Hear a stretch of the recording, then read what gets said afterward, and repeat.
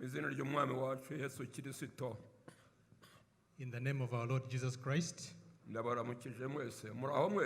I greet you. How are you today? May God bless you.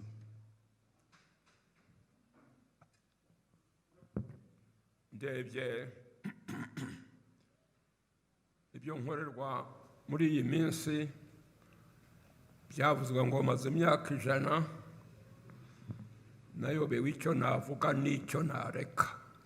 When I look at what is being done to me because of the 100 years I've lived, I fell short of words to say.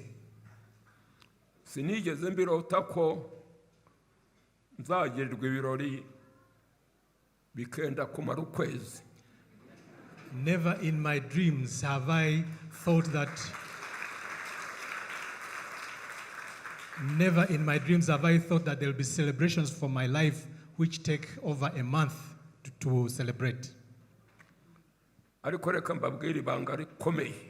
want to tell you one secret, important secret. All of these celebrations are because I love this Bible.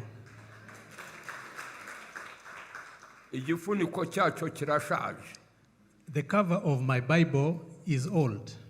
But what is written in that book never gets old.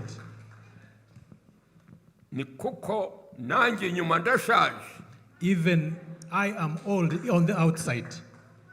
But inside me, I might be old outside, but inside me, I'm a young man. You cannot deny that. Who am I to deserve what they are doing to me?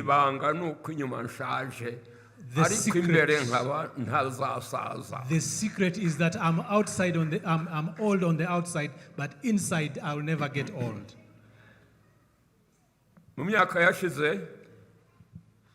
In the past years, I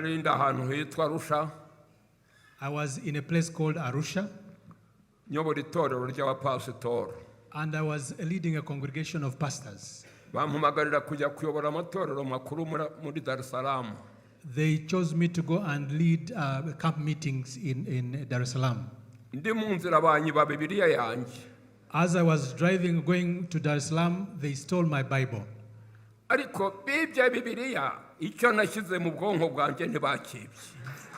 They stole my Bible, but what is inside my mind never was stolen. You need to have the Bible in your mind. You will grow old physically, but inside you will still be a young person. I have decided to preach in Kinyarwanda today.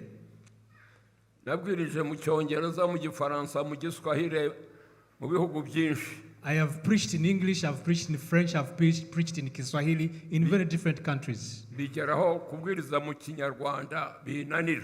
Until a time came that I could no longer preach in my mother tongue, Kinyarwanda. And today, on my 100th birthday, I'm going to preach in Kinyarwanda.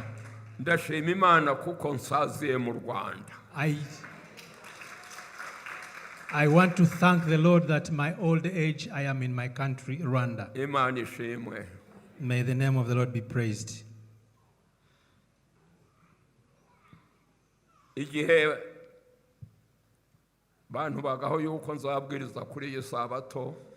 When I was asked to preach at Kigali English Church today, which included a celebration of my 100th birthday, many people come to my home. There were celebrations on Thursday night, and they were celebrating for me as if I'm a king. They sang for me. The Rwandans danced in the Kinyarwanda culture. And I asked myself, who am I?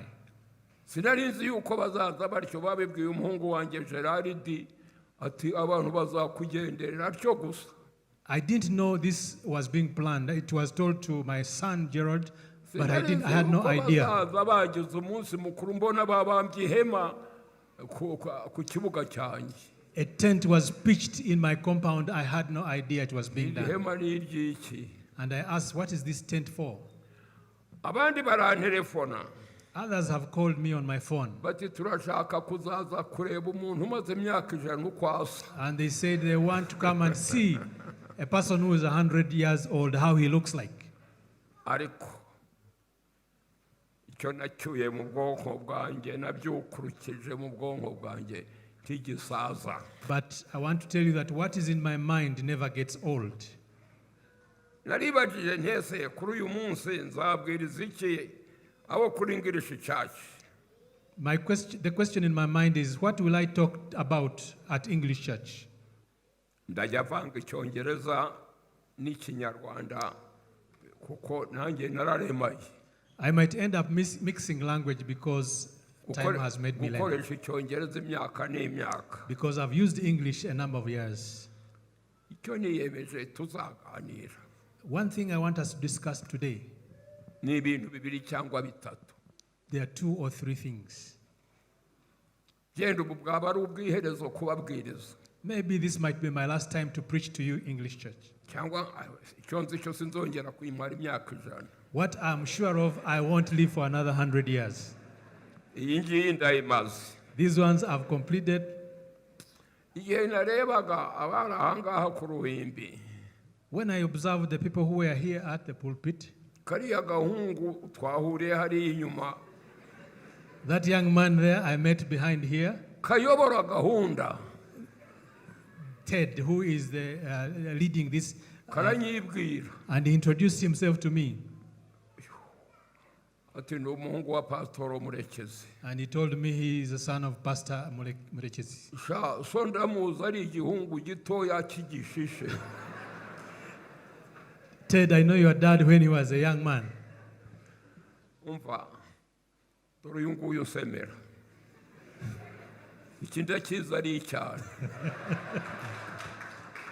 I know this translator here when he was still a young boy. Nacyo kirashaje ntikigira umusatsi. This young boy, I knew is now an old person with no hair. Ndashaka kubabwira igituma dusaza dutya. I want to tell you the secret why we grow old this way. Tugapfuka imisatsi. And we lose our hair. Tukububa. And we start going on our stick. And we need a stick to walk. Icyo nicyo nshaka ko tuganira. That is what I want us to discuss today. Kuki? Why? Aho nabaye umusore nkabutinda mu bugashira. I would wish to become a young man and be a young man for a long time. Ubwa mbere dukwiriye kubanza kumenya Imana iyo ariyo, umuremyi wacu. First of all, we need to know who God is, our creator. Who is he? Ubu sinkibwiriza ndigisha Bible study. These days I'm not preaching anymore. I am teaching the Bible study. It's a Bible study. Kuko kubwiriza ni uguha inama abantu gushyira mu bikorwa ibyo bize. Because preaching is advising people to put in practice what they have studied. Igihe rero ubwiriza utarigishije urata igihe. When you preach when you have not taught, then you are wasting your time. Ubyumve. I want you to understand this. Ubyumve. I want you to take note, babwiriza baraha. Especially to the preachers who are here. Igihe utangiza kubwiriza utarigishije. When you start preaching before you teach, you are wasting your time. Urata igihe cyawe. Bible study ibanziriza kubwiriza. Bible study comes before preaching. Ariko tugatangiza kubwiriza. But in many cases we start by preaching. Kwiga iki gitabo. We need to study this book. Isomo babasome isomo muri Yohana 8:31 na 32. Our scripture reading was in John chapter 8 verse 31 and 32. Yesu abwira abayuda bamwemeye ati. Jesus told the Jews that had accepted him. Mwabayuda mwe muzamenya ukuri. that you Jews, shall we read, ni ukumenya iki gitabo. knowing the truth is knowing this book. Ntuzaba dogita utize You ubudogita. can never be a doctor without going through medical school. Ntuzaba umutegetsi utize ubutegetsi. You can never be a leader without learning about leadership. Ntuzaba umworozi utize korora. You cannot be a farmer without learning how to farm. None abanyarwanda aho korora inka turorora inkwavu n'ihene. And instead of keeping cattle, we are now keeping rabbits and goats. Turorora ingurube n'imbeba. We are herding pigs and rats. Ubundi abantu bororaga inka. Initially, people are supposed to herd cattle, Tugahinga tukagira imyaka. and we grow crops, Tukabyita gusarura. and then we harvest those crops. None baravuga inka yakamwe ngo yagize umusaruro. Yoo! Inka irasarura. And these days, we have changed the language that we harvest Inka kugira cattle. umukamo. A cow is supposed to have Abana bakanywa amata bagahisha. milk Bagashisha. to be given to children, and they grow healthy. By the way, ntaribagirwa. Before I forget, Ntabwo mukimbona kenshi aha ku isabato. I'm not coming here very regularly. Napfuye amatwi. I cannot hear well anymore. Naza mu rusengero. If I come to church, Kubera kuvugira mu byuma. I can, Kubera kuvugira mu byuma nje hano mu rusengero. Because- Abavugira mu byuma. because of these microphones, N'abantu benshi bakaniga ijwi sinumve. I cannot hear anymore. Nkajunjama. And I go up without hearing anything. None nkiyemeza kuguma imuhira nkirirwa muri iki gitabo. So I decided to stay home and read my Bible. Igihe mutambona mbafite icyo nkora. Whenever you don't see me here, you know that I'm at home reading my Bible. Mfite utwuma nashyize mu matwi tukanga ntitwumve. I sometimes use my hearing aids, but still they are not very useful. Ariko rero nabonye uburyo bwa kijyambere bwo kubwiriza niyicariye iwanjye. But I have also got the technology to preach Ese to ni people. bangahe bajya banyumva? How many of you have followed my YouTube Mushyire channel? hejuru muracyabaye murapfuye murakanyagwa. Abantu mutumva byese ndi You kuri didn't raise YouTube. your hands properly. He didn't see you. How many of Isi you are yose following? iranyumva bakambaza. How many are following his YouTube channels? Raise your hand. Nuko erega n'ubundi kwano waharokotse umunani. Abandi barapotera. Only 8 people of None Noah's family were icyo saved. kibazo bamwe bareba hasi. Attention. And my family in Kigali English Church is not following me. None rero naje mu rusengero. Today I managed to come to church. Ndashimira abafashe umwanya wanjye. I want to thank the people who have allowed me to come. Nka Pastor Tommy ahagarariye iri torero. I thank Pastor Tommy. Imana igufashe Tommy. May God bless you. Pastor Imana igufashe. Pastor Seth, God bless you. Zirimo abaga Imana igufashe. Elder Gerard, God bless you. Ngubara arihe. Elder Peter Nkubara, Ngubara Imana igufashe. God bless you, Elder Peter. N'abandi. And everybody else who are here, Mugire Bible study. I'll request you to have a Bible study. Mwese muri abana banjye. You are all my children. Bahaye inama. I want to give you an advice. Reduce preaching. Mugabanye kubwiriza, Ariko mugire Bible study. but have a Bible study. Mwigisha aba bantu. Teach to these people Muzabane mu ijuru. so that you may be together in heaven. Ikindi nari nibagiwe. One more thing. Ibyo mbigisha none. Whatever I'm going to teach you today, Ni bike cyane ndagenda mbabwira my experience. it's a bit, it's not everything that I have, but I'm Muzaminde teaching you Sabato. Muzaminde Sabato. I would request for another Sabbath Mumpeni ya gatatu. and the third Sabbath. Ndabategetse muzayime. This is not a request, it's an order. None si ibi bintu napakiye aha nabivuga mu kanya gatoya.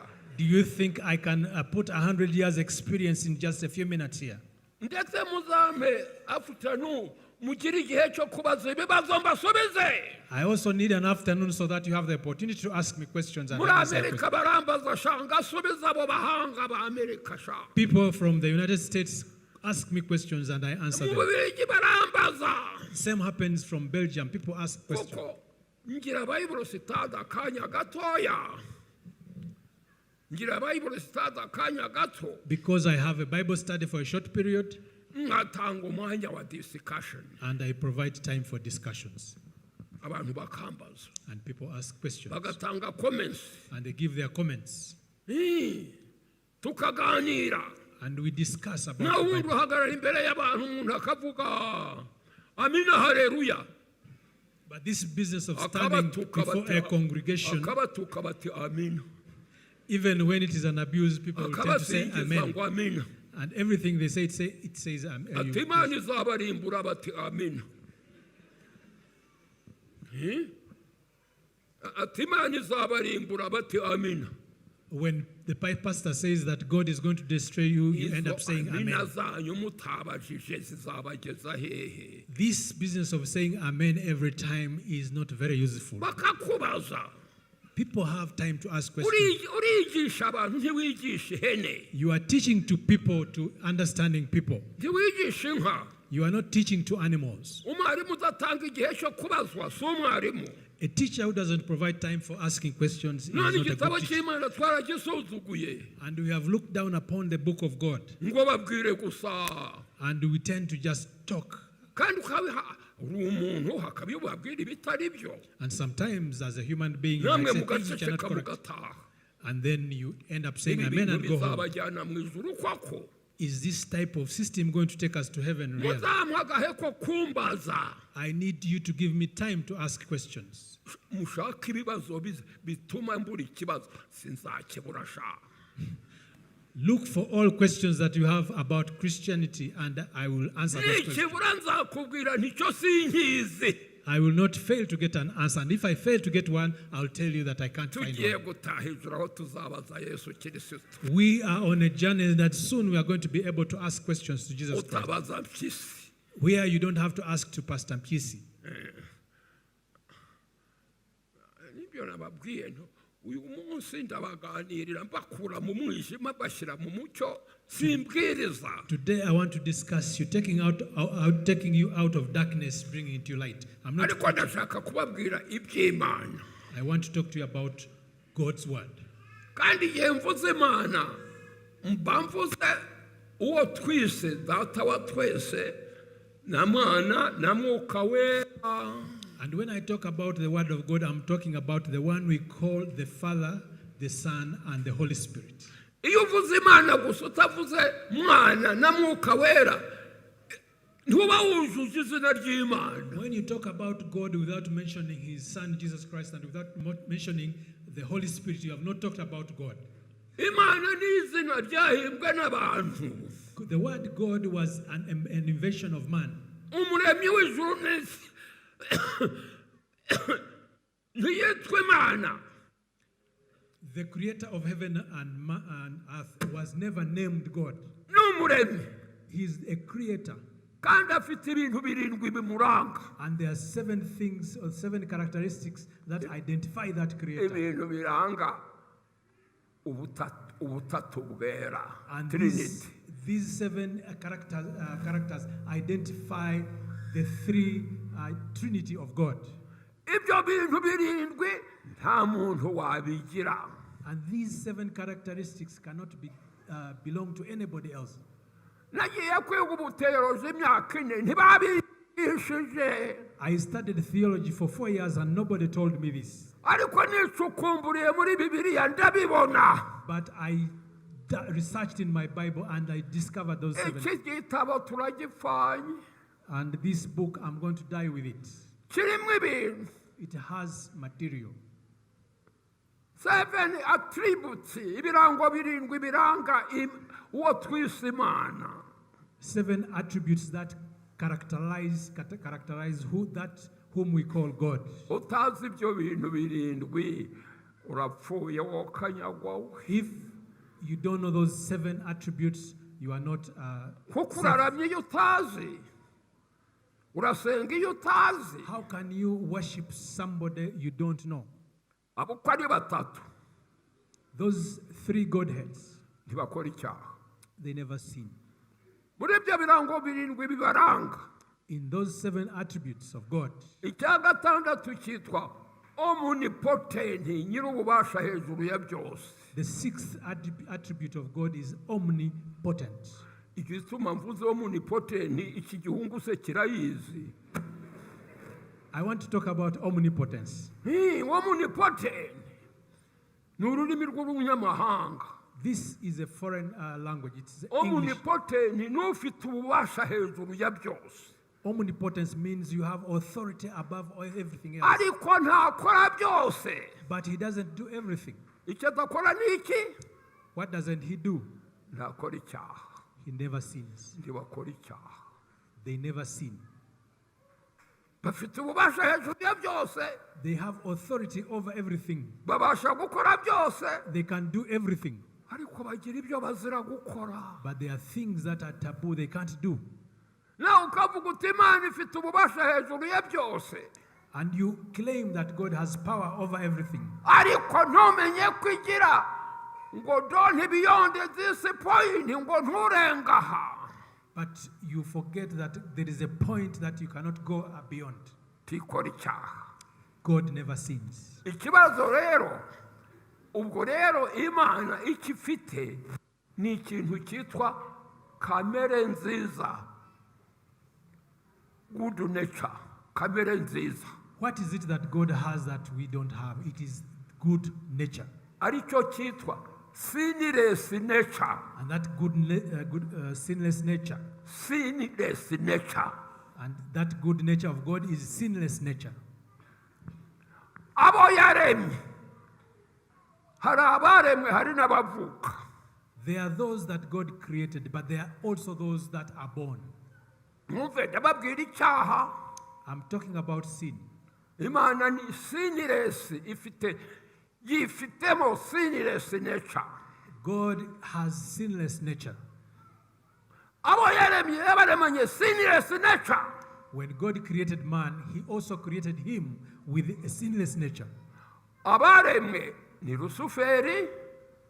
And who are those who were created? One is Lucifer n'abandi bamarayika.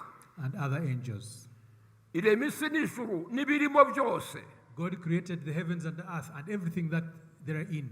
ariko ibyo byaremwe byo ntibyahawe ububasha bwo kumenya no gukora icyaha. But those other creatures, they were not given the ability to commit sin. ibyo twise inyamaswa n'amatungo ntibikora icyaha. What man calls animals, they never sin. none abahanga b'isi baravuga ngo umuntu is a beast, ngo ni inyamaswa. And scientists, they call a man a beast, also an animal. abandi ngo dukomoka kuri gorilla. And others say that we come from animals. gorilla ikora icyaha. Do gorillas sin? inkoko ikora icyaha. Do cows commit sin? ariko abamarayika yabaremanye sinless nature. But the angels who were created with a sinless nature, tugatambuka tukagera ku muntu. and you come down up to the level of mankind, uwo ni Adamu na Eva. and that is Adam and Eve. yabaremanye sinless nature. When God created them, they had a sinless nature. sinful nature yaje ite? kamere mbi yaje ite? How did sinful nature come to us?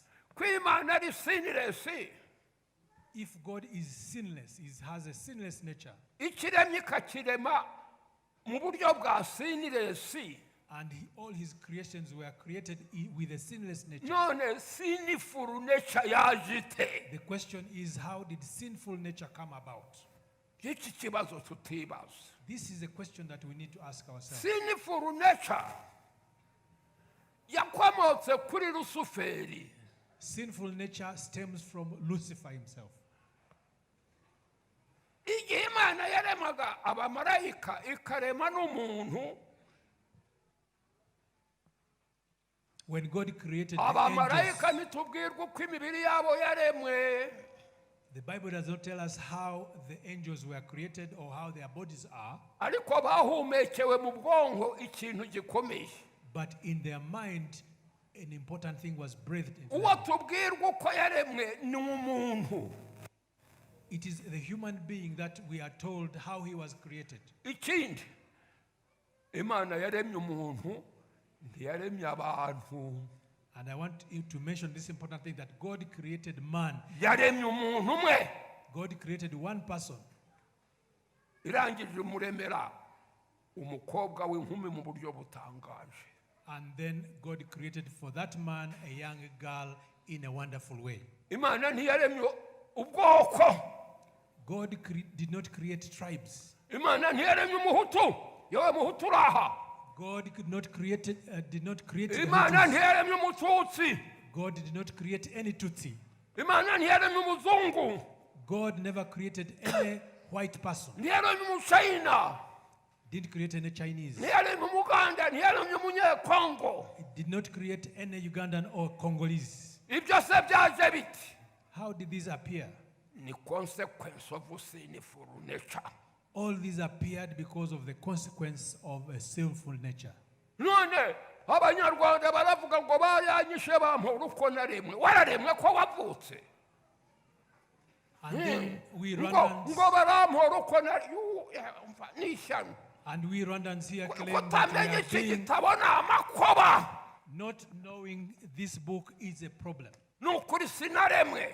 I was not created. tiwaremwe. None of us here was created. waravutse. You were born. murumva bibiliya? Do you see what the Bible is about? murumva kujya kera kurama kwanjye? Do you understand the benefit of growing icyo old? kwangejejeho I have experienced a lot. ntiyaremye amabara. ntiyaremye gakara. ntiyaremye gatuku. God did not create our skin colors. iyi ni ingaruka y'icyaha. This is all a result of a consequence of sin. imana yaremye isi n'ijuru. ntiyaremye amerika. God created heavens and earth. He did not imana create. ntiyaremye u rwanda.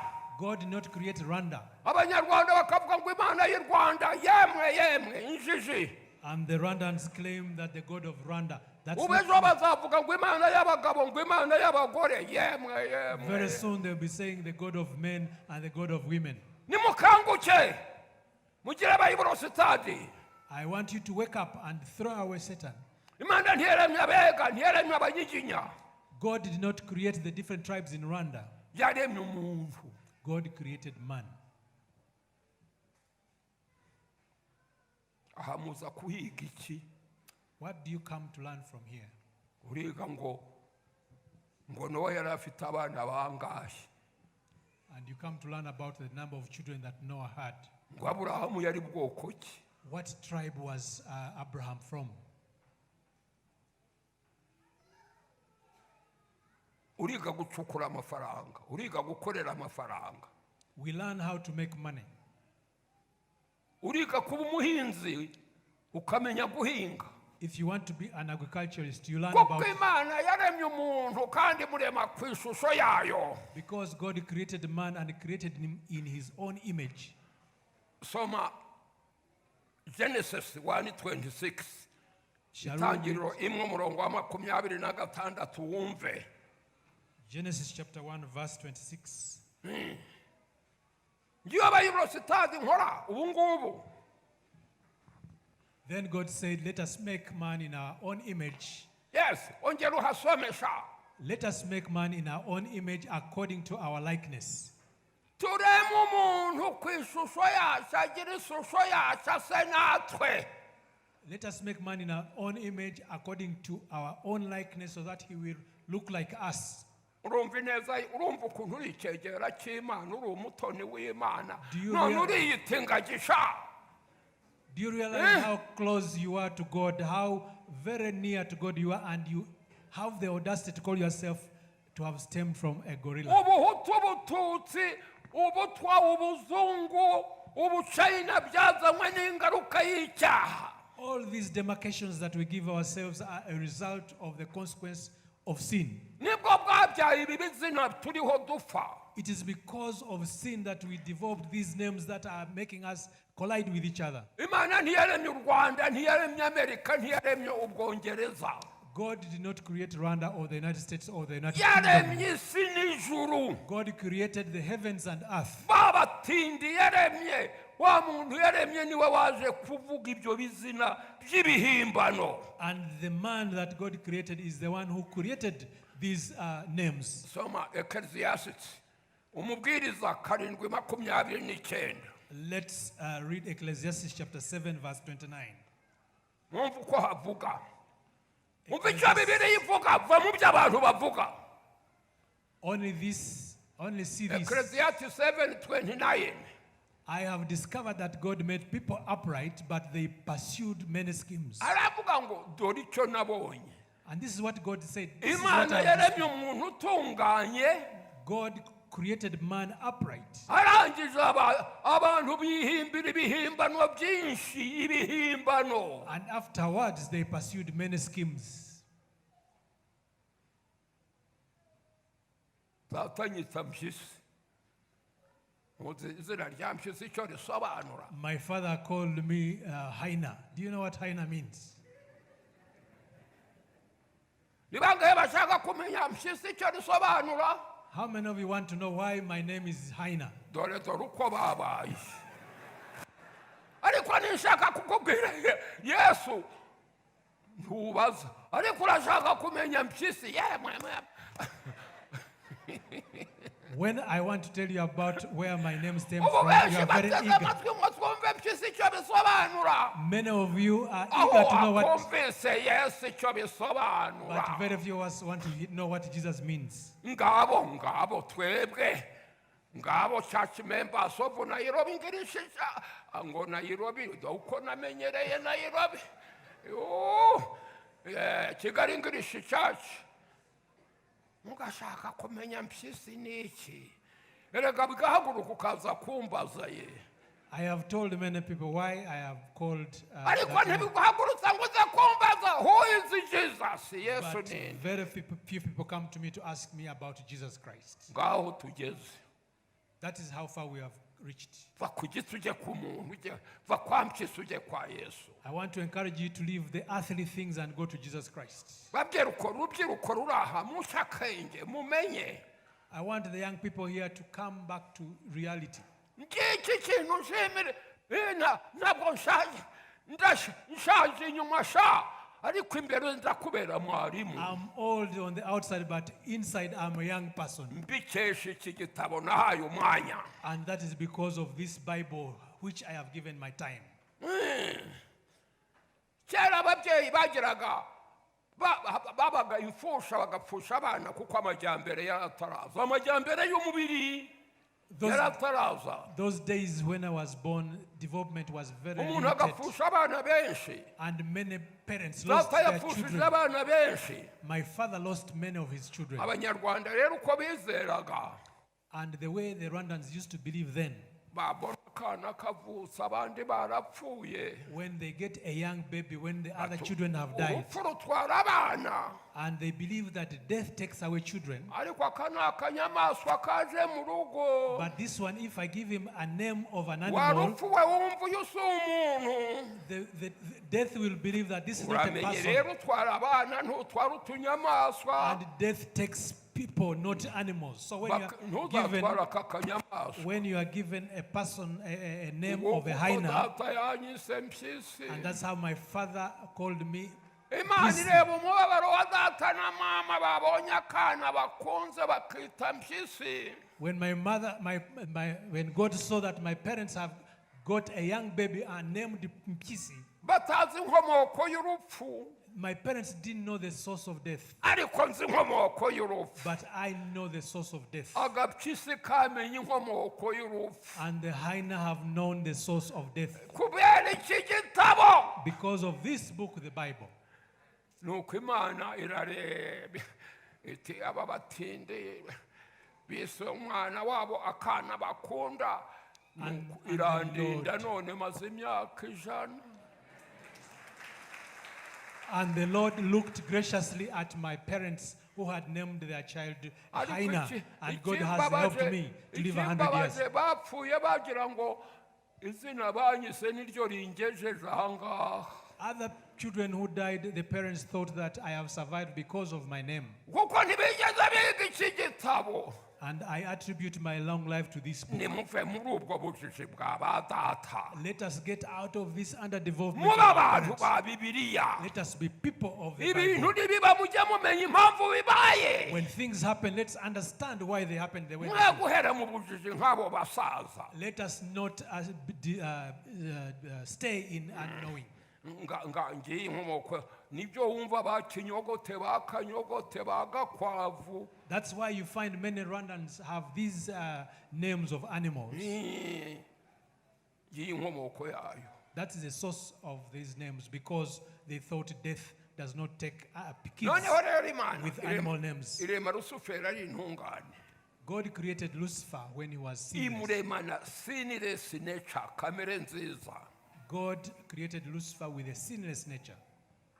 irema abamarayika baremanye kamere nziza, sinless nature. He created the angels also with sinless nature. ariko rusufero aza guhemuka.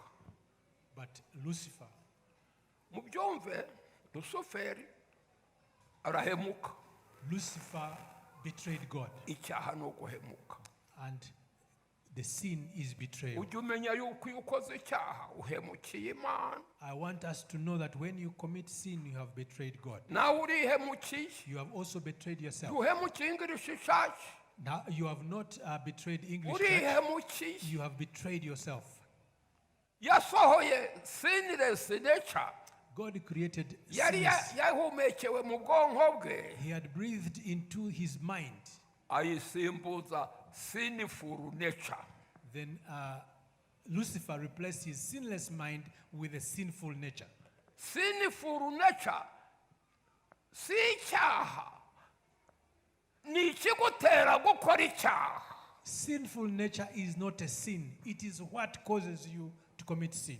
sinless nature nicyo wabaye cyo kigutera kudakora icyaha. Sinless nature is what you have been converted to that makes you not commit sin. murumva mukwiriye kumenya itandukaniro ry'ayo magambo uko ari abiri. I want us to understand the two differences. sinful nature ikomoka kwa rusuferi. Sinful nature stems from Lucifer.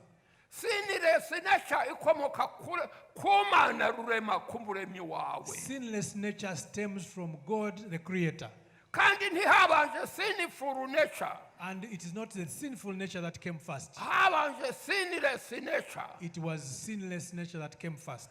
uwo muntu imana yaremye That man that was created by God, rusuferi, nimwumva uko byagenze. I want us to understand what happened to Lucifer. soma ezekiyeli 28. Let us read the book of Ezekiel chapter nibyo 28. nababwiye mu mwanya. That's why I told you ubu we need gahunda time. y'iyi saha igiye kurangira, Ezekiel chapter 28. kandi ntahongejeje ibyo nashatse kubabwira.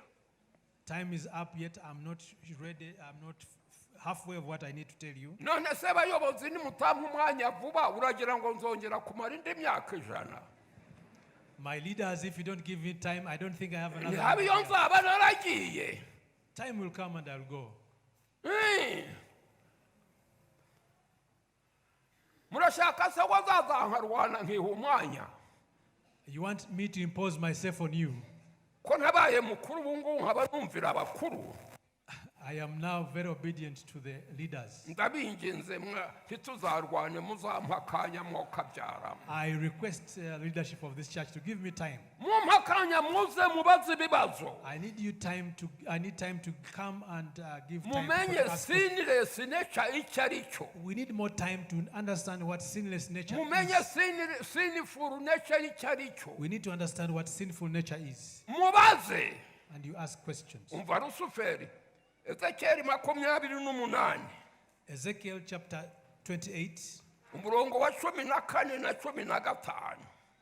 Ezekiel 28, verse 14 and 15. cya gitabo cyanjye gifite igifuniko gishaje ariko imbere ntigisaza. My book is very old, but inside it never nanjye gets. nuko sinsaza imbere bana banjye mubyumve. The same applies to me. I don't get old on the inside. abana banjye nabo bazanye impara bazanye yo nabonye akuzukuru kanjye hagafite uruhara.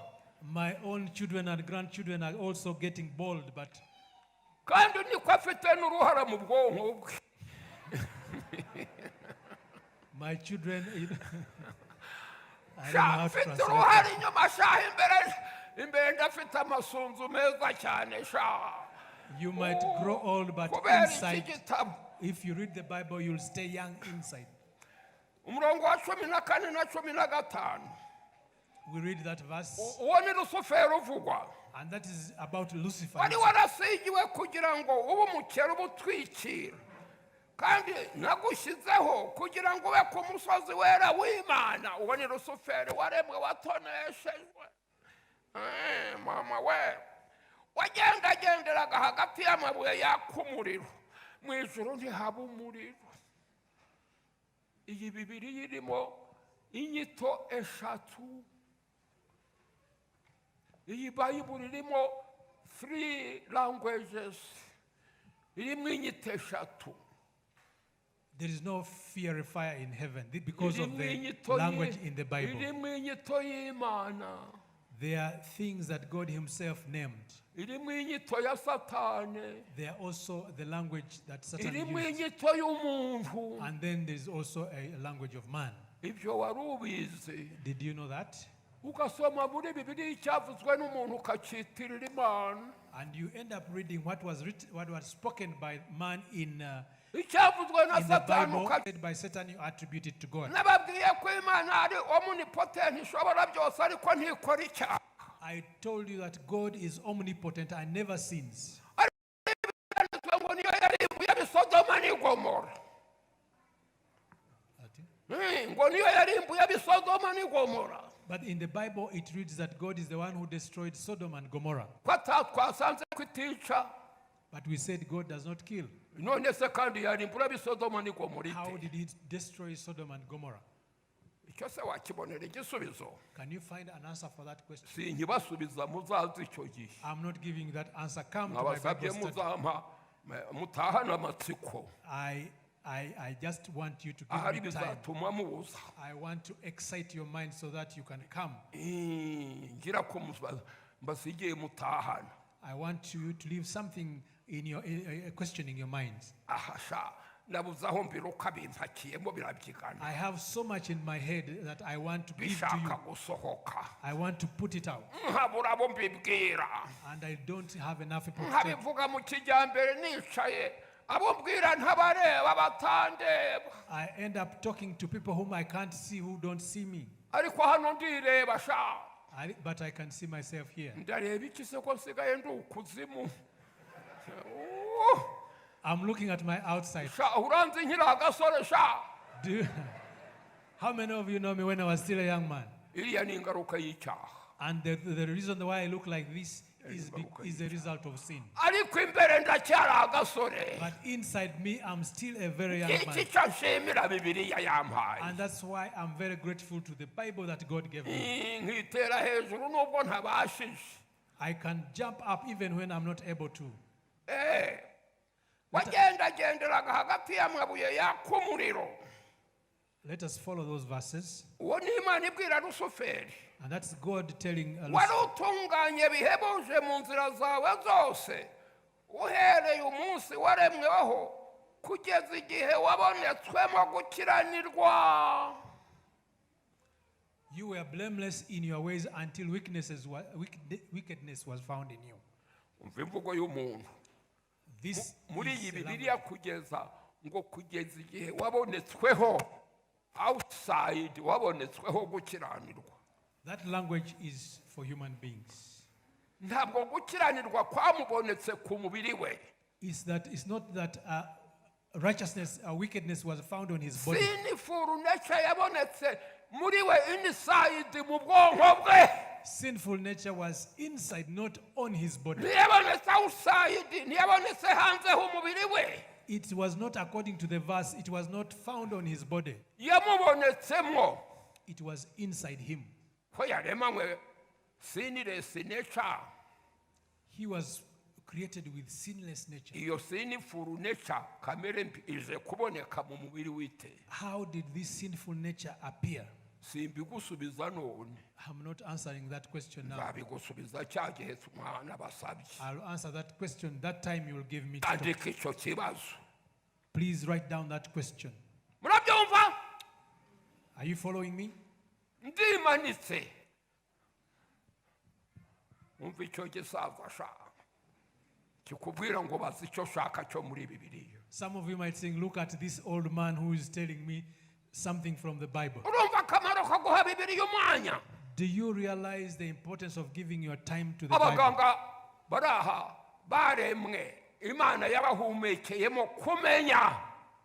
For the doctors who are here, God gave you that ability. Yahumekeyemo umuntu kumenya no gutekereza. God gave you that ability to understand and to know. Umuganga akagutera urushinge ukagwa ikinya akakuba gutumva. And the doctor ends up giving you anesthesia and he operates on you when you are unconscious. Ibyo ngibyo ubimenya mu cyumweru kimwe. Do the doctors get this knowledge within 1 week? Nagiye Nairobi hari umuntu nari ndwaye ashaka kumbaga. When I went to Nairobi some time back, somebody wanted to do an operation on me. Arambwira ati harutera ikinya nicyo yize. He told me that there is somebody who is specifically in charge of administering anesthesia. Lindira tuzamubone azaza gutera ikinya nanjye nkubage. The doctor told him that we have to wait for this person until he's available, and that's only when I can operate on you. Uwo muganga yamenye kubaga yanyamenye gutera urushinge mu cyumweru kimwe. Do you think that this doctor got this Murumva ukuntu knowledge in 1 twasuzuguye week? iby'Imana. But when it comes to matters concerning God, Ngo Imana izabigushyiramo n'ukuri ntizabigushyiramo. and we expect that God is going to impart these on us. Icyaha cyavuze ngo uzabona icyo urya ubanje guswetinga no kwiyuha kuya. The Bible says that you will get what you eat after sweating. None iby'Imana urashaka ngo bikwisukemo. And then you expect God's words Niko abaje kutwigisha Bibiliya batubwiye. to just fall from heaven into your mind. Ngo iby'Imana ntibibazwa. Our earlier preachers told us that we don't ask about God's materials. Hari abandi bavuga ngo Imana igira imbabazi. Others say God has, Ngo Imana izatujyana mu ijuru kubera imbabazi zayo. because of His grace, God is going to take us to heaven just Ni like that. ukuri ntizakujyanayo. I want to assure you that God is not going to take you like that. Keretse utanze igihe cyo guswetinga muri Bayibolo. Until you take your time and sweat reading the Bible.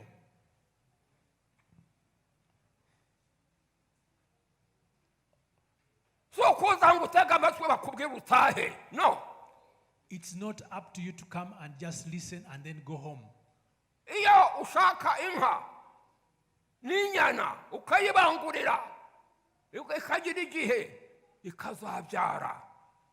Ntugira inka nguhaye inka ngo ujye munsi uyikame uwo munsi.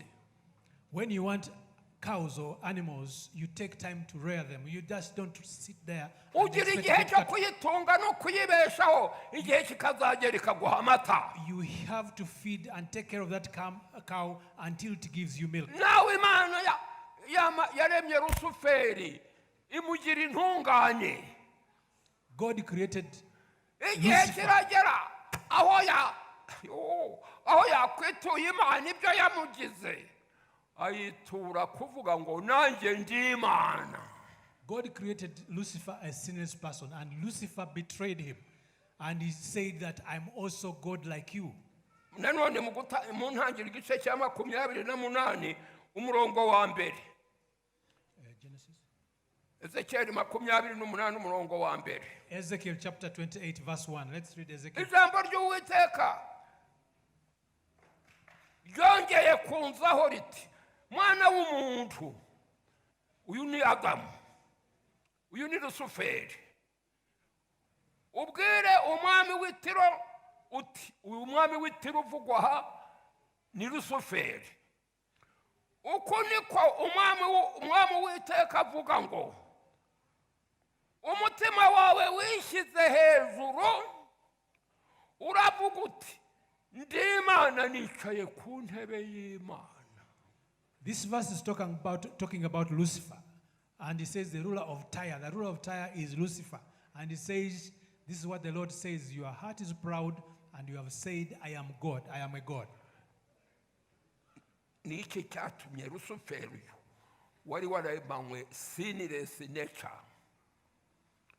agira ubugome bugeze ingiyi ngo nawe ni Imana. What caused Satan, Lucifer, who had been created with a sinless nature, to reach to this extent? Byakomotse he? Where did this come from? Yari we n'umuremyi we babiri gusa. He was himself with his creator. Nta wundi waje ngo amwoshe. Nobody came to tempt him. Kandi yari mu butungane. And he was created sinless. Bivuye he? Where does this come from? Simbigusubiza. I'm not answering this question today. Uzaze muri cya cyicaro n'abasabye. You need to come that time when I'm given Nukuri ngufitiye igisubizo. And I want to assure you I have Kandi igisubizo ngikura muri Bibiliya singikura muri mpyisi. And I get this answer from the Bible. It's not my personal answer. Iki gitabo uragipfanye mwana wanje. I am going to die with this Bible. Bavandimwe iki gitabo kizadushira mu rubanza rukomeye kuko twagisuzuguye. If we look down upon this book, we are going to be judged. You are not supposed to quote somebody you heard. You cannot ask that question. You will never find it.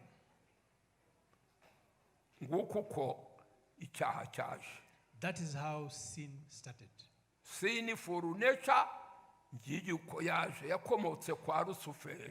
Sinful nature started from Lucifer. Ntiyakomotse mu bamarayika bandi. It did not come from the angels. Abamarayika batewe na Rusufero.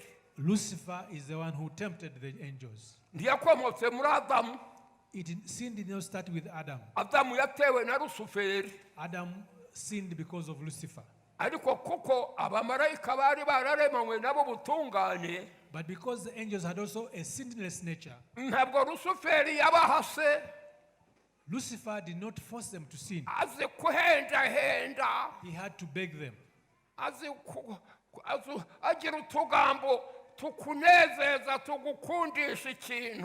Lucifer is able to lure somebody, to tell you sweet words.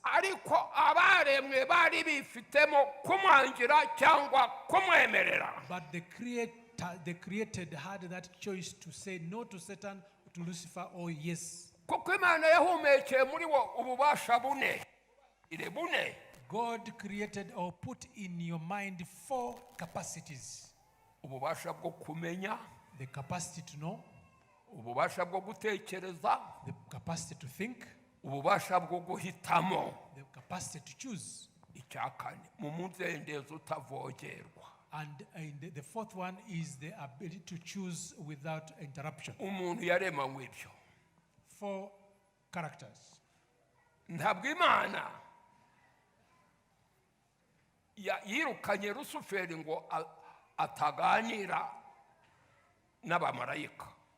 God did not protect the angels from Lucifer. Abamarayika bari bararemanywe kumenya guhitamo ikibi kije bakabwira Rusufero bati turanze cyangwa turemeye.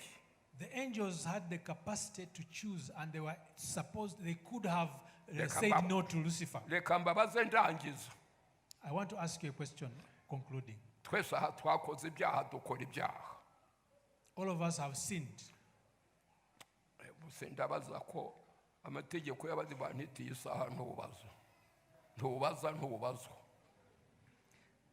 The regulations of our churches, you don't ask questions, or you are not asked during the preaching time. I'm going to ask anyway, and you give the answer. Whenever you are going to sin, who decides for you?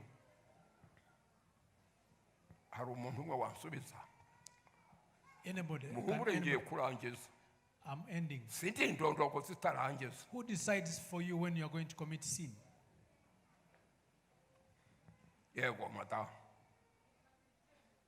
wakabyara we. She says, I decide for myself. Abana abagore barahawe icyubahiro, intebe barayikwiye, ibigabo byo reka birahanuriye gusa. Mama we, I'm glad the ladies ni have wowe wifatira answered. iki It is, icyemezo cyo gukora icyaha cyangwa kwanga kugikora. it is me who decides to commit sin or not to commit sin. None bitsabe ngo Satani yanteye ngo ndamugira nte, oya. And we end up blaming Satan that he has. Ububasha afite bwo kugukoresha icyo udashaka. Satan has no capacity to make you commit sin. Imana nayo rero, God, igihe wifatiye icyaha cyo gukora icyaha, when you take your own decision to commit sin, ifite ububasha bwo kukubuza kugikora. does God have that power to prevent you from committing sin? Ngaho ubu nihagera umugabo usubiza.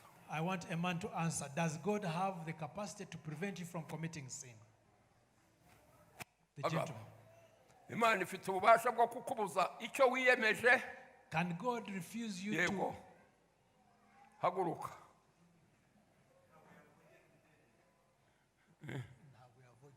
Ntivogera ikisha.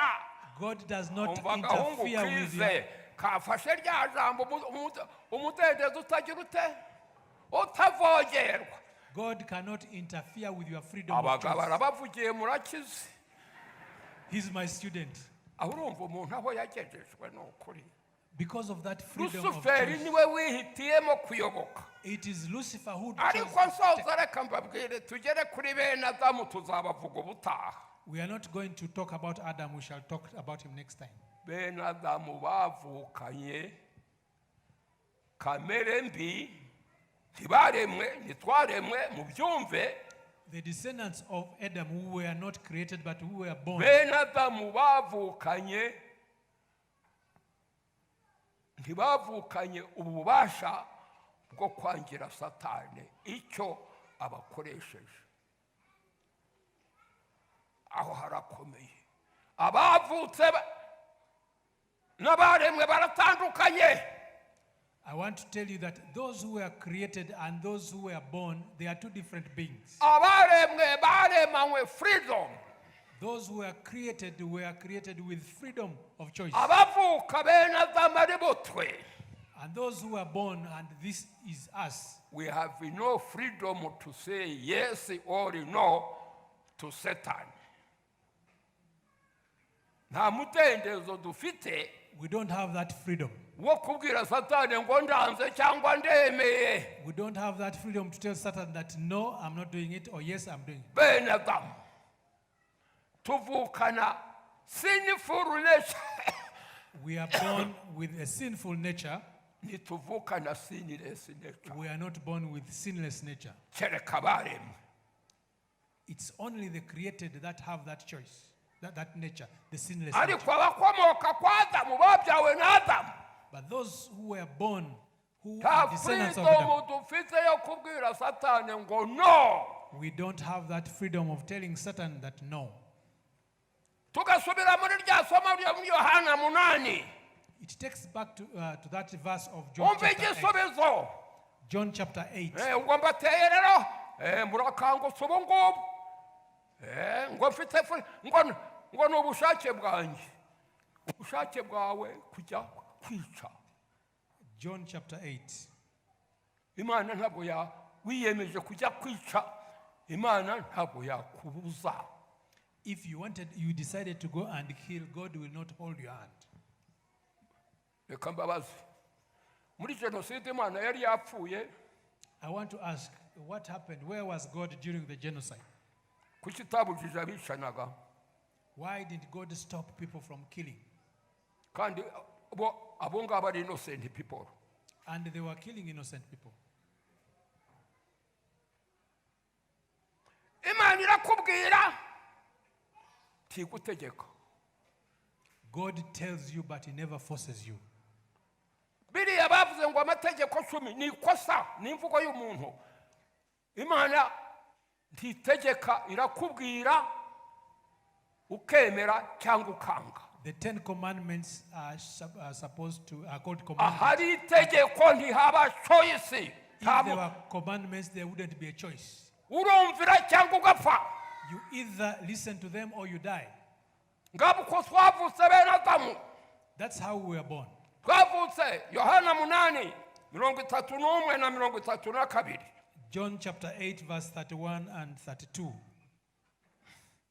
Yohana 8:31 na 32. Reka tuhasome. Ndahasoma mu Kinyarwanda nawe hasome mu Cyongereza. Yohana 8:31 na 32. John chapter 8, 31 and 32. Nuko yasabwira abayuda bamwemeye ati, nimuguma mu ijambo ryanjye muzaba abigishwa banjye nyakuri. Umva umwigishwa wa Yesu nyakuri nuguma muri iki gitabo. The true disciple of Jesus is the one who keeps what the Bible talks. Umva umukristo nyakuri wa muringirisha ishashi nuyoborwa n'iki gitabo. A true disciple in English church is the one who is led by the word of God. Uguma mu mabwiriza y'iki gitabo niwe mukristo nyakuri wa muringirisha ishashi. He who holds on to the teaching of this book is the true. Don't deceive yourself. Don't deceive yourself. It is he who Nibwo holds. muzaba abigishwa banjye nyakuri. Namwe muzamenya ukuri. Then you will know the truth. Ukuri ni umuremyi wawe. And the truth is our creator. So kumenya Aburahamu. The truth is not So knowing kumenya Abraham. Mose. The truth is not knowing Moses. So kumenya Yohana. It's not knowing about John. So kumenya no wagiye mu ijuru. It's not knowing about Jesus going to heaven. No kumenya umuremyi wawe. The truth is knowing our creator. Kumenya umuremyi wawe niyo wumvira ibyo avuga. To know your creator is when you Kandi follow what he tells. ukuri niko kuzaba batura. And it is that truth that will set you free. Ne twe bana Adamu tuvuka turi imbata. We are all slaves. We are slaves to sin. We are slaves to sin. Until we are saved, we are set free by Jesus Christ. Tugakurwa mu burubwo bubata nomwe gusa Yesu Kristo. We can only be taken out of that slave by only Jesus Christ. Nta bundi ibyakoze ntumwa 4:12 nta wundi agakiza kagira gate. In the book of Acts chapter Nta 4 verse wundi 12, agakiza kabonerwamo. there is no other source of salvation. Abandi bakagira ngo agakiza ni ukugira inka ni ukugira abana ni ukugira amafaranga po. Others think that getting saved is getting Nimurabona children amaherezo and money. yabagize inka bakagira ubutegetsi bakagira byose amaherezo yabo aragatsindwa. All those earthly possessions don't end well. Ngicyo rero icyo nababwiye menya sini resi nature yaje ite. That's why I'm saying that you need to know where sinless nature came from. Menya sinful nature yaje ite. Where does sinful nature come from? Menya itandukaniro riri hagati y'abaremwe n'abavuka. You need to know the difference between the created and those who are born. Abo bavuka ko ariko bavuka kandi Imana ntabwo yacira iteka. Yaciraho iteka umuntu wavutse atyo atabyihitiyemo ntiyabasha kumuciraho iteka. The gracious God cannot condemn a person who was born like that, who was Ntibishoboka. born without no choice. Ahubwo yamuzaniye insinzi y'icyo yavukanye. But God brought for him something that will save him out of that nature that he was born with. Yamuzaniye insinzi. And God brought him Umwe success. akemera kuyakira And some people accept that solution, undi akanga and kuyakira. others refuse to accept that solution. Dushojeshe Abaroma 6:16. Our last verse will come from the book of Romans chapter Abaroma 6. 6:16. Romans 6 chapter 6 verse 16. Haravuga hati nimuzi yuko mwihaye kuba imbata zo kumwumvira muri imbata z'uwo mwumvira uw'imbata z'ibyaha bizana urupfu cyangwa izo kumvira Imana kuzana gukiranuka uwo wihaye. Don't you know that if you offer yourselves to someone as obedient slaves, Urabyumvira ijambo uwagize ute wihaye. You have offered yourself. agasore iyo gasezerana n'umukobwa karavuga ati ndakwihaye uri uwanjye. Those who are getting married, they commit themselves that I undi have nawe ati offered myself. ndakwihaye. And the other one also says, I've offered myself. bamara gusezerana batyo bakabona gushyingiranwa. Once they have committed that, then they are married. pasitori ubashingira siwe ntabwo yagutegetse ngo umwihe, ni wowe wifatiye icyemezo uramwiha. It is yourself who took that decision to take nawe that young man. wifatiye icyemezo uramwiha. You also give yourself that choice. nguko Yesu aradusanga bene Adamu akatuzura, tuzabivuga ubutaha, akatuzura akatugezaho tugira freedom yo guhitamo. Jesus comes and meets us at our lowest points, and he offers himself to ukorera us. kuzura nuko ahakugeza nibyo ubutaha. And he offers you freedom. How he offers that freedom, we are going to learn next time. ukageraho umwiha, And you reach a point where you give yourself up to him. ukiha Yesu cyangwa ukiha Satani. And you offer yourself to Jesus or to Satan. ariko ukurikije uko wavutse no nta freedom ufite. But if you say that's how you are born, you have no freedom at all. ngereza aho ngaho. This is the end. ngubu ubutumwa mpyisi abwiriza That is the gospel that Pastor Mpyisi muri iyi preaches myaka 100. in these 100 years. mbwira igisaza cy'imyaka 100 kigifite ubwenge.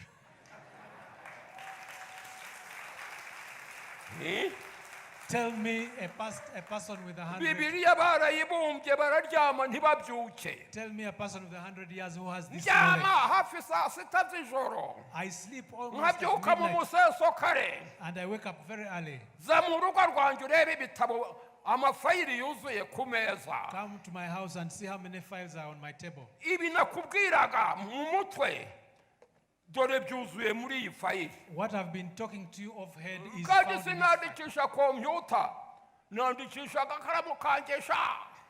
And I don't use a agakaramu computer. kangesha. I use my pen. ubu natangiye gususumira ariko nzabikora. I find difficult writing, but I'm trying. ubu ndandika igitabo. I'm trying to write a book, to author a book. abasaza nabo bandika ibitabo.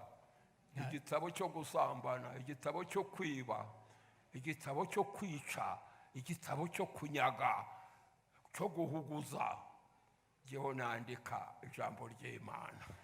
I'm writing a book that is different from other books. I'm writing a book hari about abavuga ngo God. bazaza kureba umusaza w'imyaka 100 uko asa, inyuma ntiwandeba ariko imbere se uzahareba There sha. are people who say they want to see how somebody of 100 years looks like. n'ibanga ryanjye n'umukiza wanjye You ureba see me ibindi on mu the outside, bwonko. but inside you won't see me. I have a secret that I get from my umuntu Savior. yambajije ibanga ryo kurama.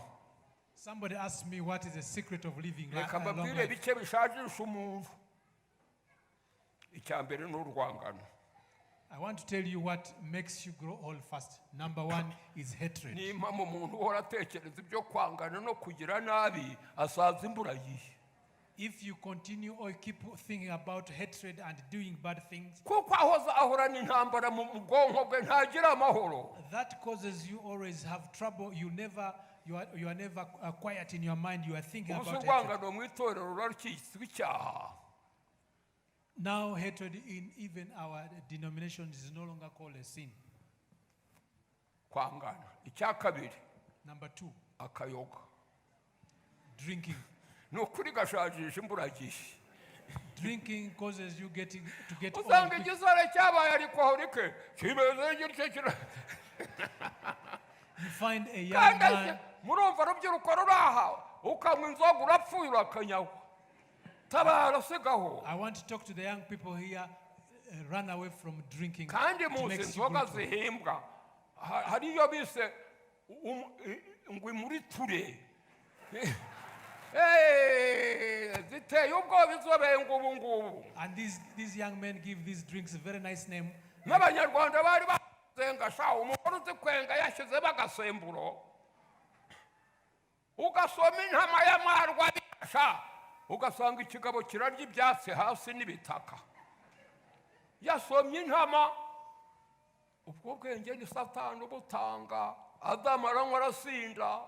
This wisdom of ubambe drinking, Nowa aranywa arasinda. this wisdom of enticing young people to drink is from Ikindi Satan. gishagisha umuntu cya gatatu, Number 3, which makes you grow old, kwiruka mu bagore.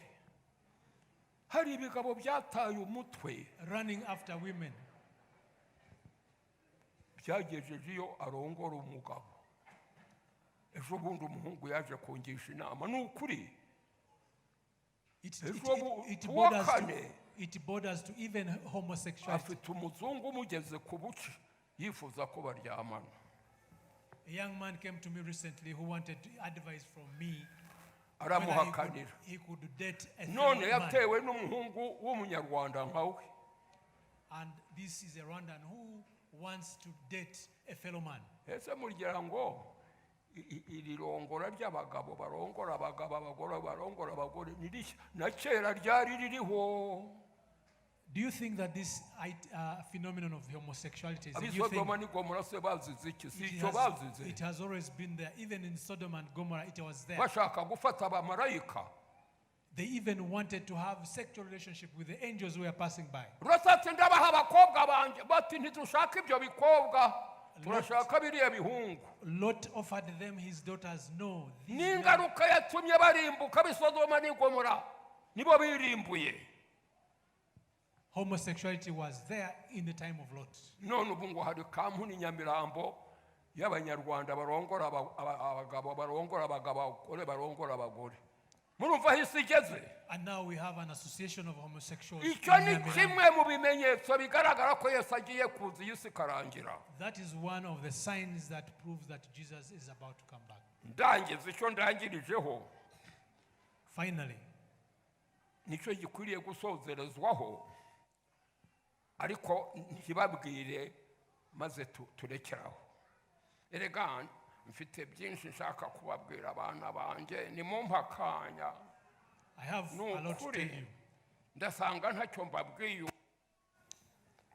I realize I've not said anything. Sinless nature na sinful nature. Kamere ebyiri. Those two natures, sinful and sinless natures. Mbyibuke. I want you to remember this. Reka ntarukengere ku byo gutaha ijuru mu magambo magufi. Yesu nagaruka ubwa kabiri. When Jesus comes back the second time, ntazagera kuri iyi si, azaza tumubone mu kirere. he will not come down there. We shall see him from the skies. Abamarayika be babandi banesheje Rusuferi. He will be with his angels, those who have bakingura ibituro overcome. by'abapfiriye muri Yesu. And they'll open up the graves of those who died in Jesus Christ. Kuko imibiri yabo yaboze. Even when their bodies have rotten, Bahabwa imibiri mishya. they'll be given new bodies. Uzasangwa yubaha Yesu. He who will be still alive but Umubiri accepting Jesus, uhindurwe. his body will be transformed. Ariko abazahabwa imibiri mishya, But only those who will be given, n'abo imibiri izahindurwa basanzwe ari bazima, those who will be transformed and those who will be resurrected, n'abamaze kugira sinless nature mu bwonko it will bwabo. be only those who will have had sinless nature in their mind. Bamaze kuba abandi mu bwonko. Those who have their mind transformed. Babwira Satani bati genda akagenda. Those who are able to send away Satan. Yesu ajyane nabo mu ijuru. And Jesus will go with them to heaven. Abatubaha Imana bazasangwa ari bazima. Those who don't accept Jesus, who will still be alive, Bazakubita Yesu amaso. they will look at Jesus in the sky Bose barambarare ku isi nk'amaso y'inka. and they will fall flat on earth, on ground. Muri Bibiliya havuga umwanda w'abantu. In the Bible talks about that. Barambarare ku isi nk'amazirantoki. They will fall down like human waste. Umva gutsinda. And that will be victory. Abagore bavugaga ngo ndatsinda kabivuga mu marenga. Aho bayisama bati ni amazirantoki. Umuntu afite ubwenge. Nuko barambarare ku isi. Yesu agenda amarane nabo yajyanye mu ijuru imyaka 1000. And Jesus will take those who have been saved for 1,000 years. Imyaka 1000 nishira. After those 1,000 years, amanuka ubwa gatatu. yaje ubwa mbere yaje ubwa kabiri agaruke ubwa gatatu. Jesus will come back for the third time. Ubu bwa gatatu ntazaba aje gucungura abantu. The third time he will not come back on a business N'ubwa of kabiri salvation. ntazaba aje gucungura abantu. Even the second time it will not be salvation. Yabigize mu kuza kwe kwa mbere abyawe na Mariya. He did that when he came the first time. Amanuke muri Yerusalemu nshya. And he will come down with the new Jerusalem. Si ya yindi y'Iburasirazuba barwaniramo. It's not the Jerusalem in the Middle East where there is war. Yerusalemu nshya. It will be a new Jerusalem. Yarimbishijwe n'Imana. Jerusalem that has been decorated by God himself. Babandi bahinduwe ibitekerezo bagahindurwa n'imibiri. Those who have been transformed, whose minds have been transformed and the body is transformed, Bamanukane nawe. they will come down with him. Iyo Yerusalemu bazaba barimo izamanukira kuri wa musozi Orayivi Elayono yazamukiye basubira mu ijuru. And that new Jerusalem will come at that mountain where he rose from going to heaven. Azakandagiza uwo musozi ikirenge cye. And he will step on that hill. Hahinduka ikibaya kinini cyane. And that hill will turn into a very big valley.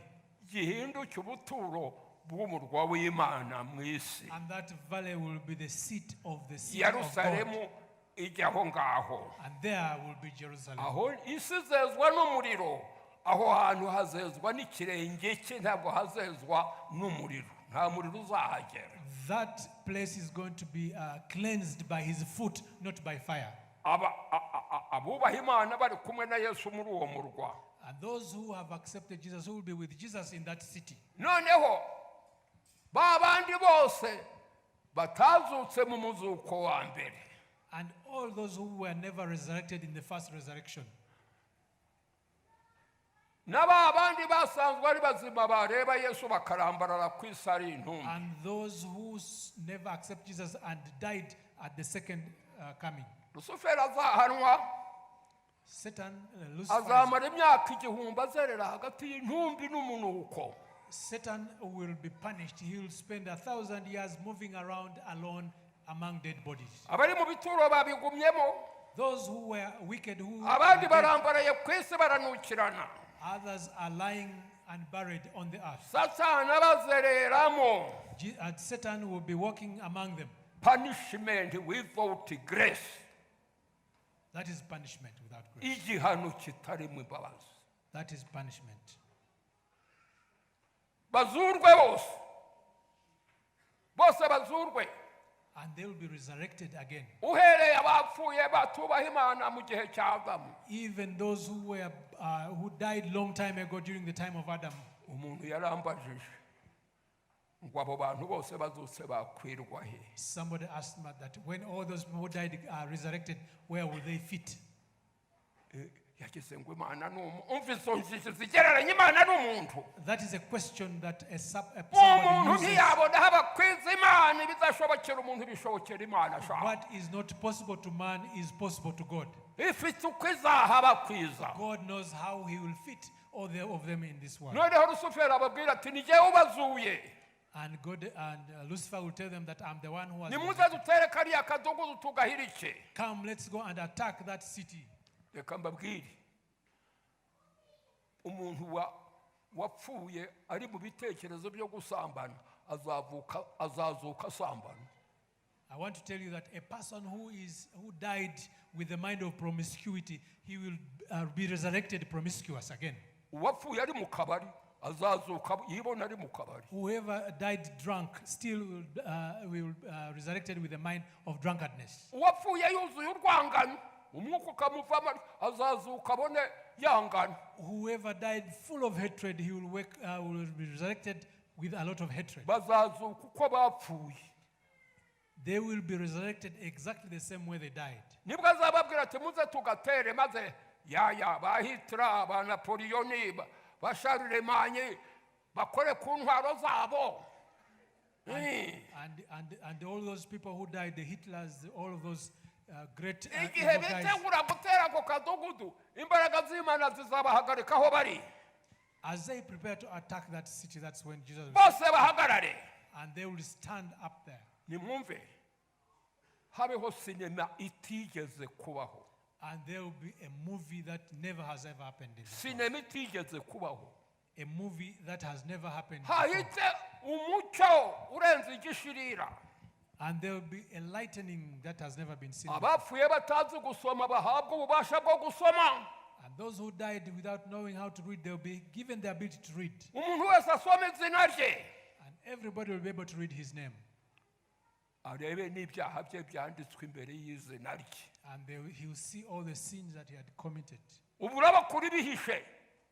Today, our sins are hidden. hari igihe bizajya ku mugaragaro. Time will come when they will come in the open.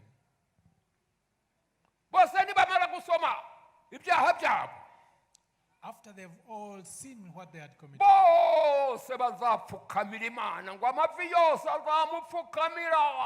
after all has been shown, every knee will ariko kneel down. gupfukama kutakigize icyo kumaze. Every knee shall bow down at that moment. bizaba yamaze kuvuga ngo birarangiye, uwera agumye yera uwanduye yandure. At that time, Jesus will have said that it is finished. muntu wishe amatwi uri aha ngaha, Whoever does not want to hari listen, igihe utazisha amatwi. there's a time you will not be able to be refuse. careful. Be careful. ntukirishe iby'Imana, Never play around with what God ntibishinishwa. It's not something to play with. bose bapfukame. Every knee shall bow down, ati nziza ibyo nakoze. and everybody will accept. muzi ikizakurikiraho? Do you know what will come next? ba papa, ba karidinali, ba musenyeri, ba pasitoro, ba bishopu, abakuru b'itorero, All church leaders, ba bandi babaga ku ruhimbi babwiriza ibinyoma. those who come here and preach what is not. abantu bazatwahukamo badutemagure. People will come and attack these pastors and cardinals and popes. murumva babwiriza ibitari byo. igihe kizagera uteme, People will come and attack you if you are kandi preaching the utemwe wrong. na ba bandi wabwirizaga. And the people who were you ntabwo are listening. wambwiraga ibyaha byanjye, wambwiraga amajyambere y'isi. You are not talking about my sins. You are talking about development. wavuga ngo urasabira ngo nkire indwara. yesu ntiyaje gukiza indwara, yaje gukiza ibitekerezo. And you were talking about healing diseases. Jesus came to heal your mind, bwana not your munyere mu physical. bakinguye umurimo w'Imana mu Rwanda yari yarasabye umwami kujya kubwiriza ibwami ku karubanda. bwana munyere, Yeah, that gentleman had come to Rwanda, noneho intore zimuvugiraho neza. and he wanted to ask the ngo king to preach bwana the gospel. munyeri waje kwenda iki? bwana munyeri ati naje guhindura intekerezo. mama we, umva umugaragu w'Imana. This gentleman, Munier, said that he had come to change people's minds. ntiyaje guhindura imibiri, He did not come to change our bodies. ntiyaje kuzana amajyambere y'umubiri. yesu Jesus did not come to bring about development. yaje guhindura ibitekerezo. He came to change our minds. ba bantu uko bahawe imibiri mishya, And those who have been ni given n'abahawe ibitekerezo bishya. it is like they have been given new minds. ngo imigezi izatemba nk'amasumo y'amazi y'amaraso y'ababwirije ibinyoma. The Bible says that rivers will be flowing blood of those who have preached the false prophet. babwiriza baraha, I want to talk to the message to the witonde preachers. ibyo ubwiriza, Be careful of what you preach. uzatemagurwa. You will be attacked. muri ubu busaza bwanjye icyo narakimenye, sinari nkizi. uzatemagurwa. We preachers, we will be attacked. umuriro uzatwika uduce twacu. Fire is going to burn our ba people. bandi bavuga ngo amina haleluya nibo bazagutemagura. Those who sit in the congregation and talk about amen and ukuri hallelujah kw'Imana kugaragaye. are the ones who are going to attack you. nimubi ikindi gikomeye, habe iyo umugabo azaba ari muri Yerusalemu, umugore ari inyuma y'urugo. Another sad part is that a husband might be in the New Jerusalem and then the wife will be the other side. n'ibyo pasitoro yavuze aha ngaha ati bene bisisi muzaba muri mu mudugudu. As the pastor said, the children of Pastor Mpyisi, are you going to be in the new city? cyangwa muzaba muri inyuma y'urugo. Or are you going to be outside the city? Ubu ni igihe cyo kubitekereza. This is a time to think about this. Today, none bicitwa none. Today is the time to think about this. Uzaba uri inyuma y'urugo Are you going to be outside that cyangwa city? uzaba uri muri Yerusalemu nshya? Or are you going to be in the New Jerusalem? Ni wowe ku giti cyawe wifatira icyemezo. It is you alone who needs to take this decision. Simbasha gufatira icyemezo abana banjye. I cannot take a decision on behalf of my children. Ndabigisha bakifatira icyemezo. I teach them and they take their own decision. Bayobozi bayobora English Church murigisha ntimutegeka. English church leaders, you Mubigisha teach, but ukuri. you don't force. You need to teach the Kuko truth. nimutabigisha ukuri bazagutemagura. If you don't do that, those who have been preached to falsely are going to attack you. Nijyaba ari ishyano nkamara imyaka ijana ngatemagurirwa inyuma y'urugo hamwe n'abana banjye. Won't it be a tragedy if I have lived for 100 years and then I'll be attacked by my own subjects? Cyangwa bakaba muri Yerusalemu nkaba inyuma y'urugo birashoboka. Won't it be a tragedy if at 100 years I won't be able to go to the New Jerusalem? Kwitwa pasitoro no kujya mu ijuru ni ibintu bibiri. Being called a pastor and going to heaven are two different things. Sinless nature, sinful nature. Ni igihe cyo kumenya kamere, ni kamere y'indimo. None. It is time for us to know which nature do I have. Is it sinful nature or is it sinless nature? Kuzaba muri Yerusalemu cyangwa inyuma ya Yerusalemu ni none. To decide whether I will be in the New Jerusalem is today. Imana ibafashe mu izina rya Yesu. May God help you in Jesus' name.